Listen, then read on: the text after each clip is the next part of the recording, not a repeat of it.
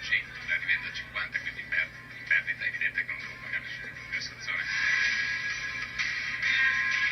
Ma mi sembra un allarme infondato quello che è emerso in queste ore. È chiaro che i 9 euro di indennizzo non sono tassabili. La posizione del governo è chiara, se ci sono dei problemi li affrontiamo, ma questo è quello che noi sosteniamo e deve essere così. Abbiamo provato a parlare con l'Agenzia delle Entrate ed ecco cosa ci hanno risposto. Riusciremo con una nota definitiva. Solo che la nota non è mai arrivata e i risparmiatori ormai sono esasperati.